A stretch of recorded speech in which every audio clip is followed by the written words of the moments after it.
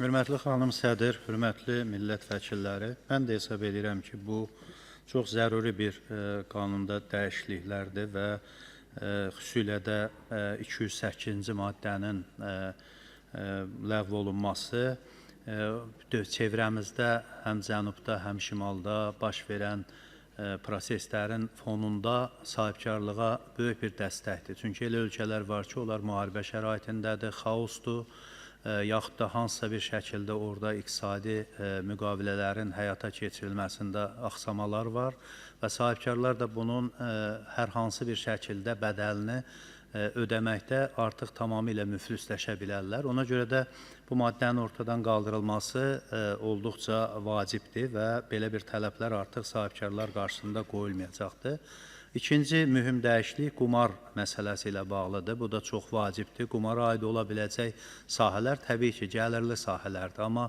hər gəlirli sahə həm də mənəviyyat və insan həyatı üçün təhlükə yarada bildiyinə görə o sahələrə müəyyən dərəcədə insanlar həm investisiya qoymaqdan, həm də müəyyən məşğulluğu o sahəyə yönəltməkdən çəkinməlidirlər. Və bu baxımdan da belə bir maddənin olması və sanksiyanın da genişləndirilməsi, dispozisiyasının genişləndirilməsi, sanksiyanın artırılması hesab edirəm ki, zəruridir. Bu həm də təkcə buna aid olmamalıdır. Məsələn, bizdə tutaq ki, idman yarışının sağlamlıq təbliğ eləyən fəlsəfəsinin yanında bir də görürsən ki, reklam başladı, enerji işçisi reklamı olur. Halbuki bu enerji işçisi elə idmanın özünə əks olan bir məsələdir və bunu təbliğ eləyəndə hansısa kimlərsə qazanc götürmək istəyirsə, bizim təbliğ eləmək istədiyimiz dövlətin siyasətinin vacib istiqaməti olan sağlamlıq yönünü artıq təhlükə altında qoymuş olur.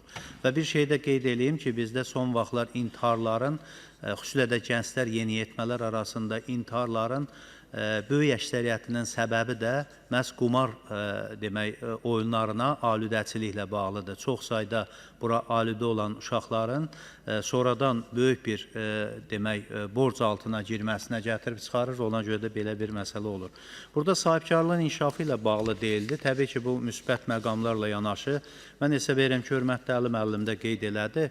Biz sahibkarlığın biraz bu müxtəlif negativ adlandırılmasını da ortadan qaldırmalıyıq. Yəni, Azərbaycanda baxış hüquqda da termin olaraq qanuni sahibkarlıq var, qanunsuz sahibkarlıq var.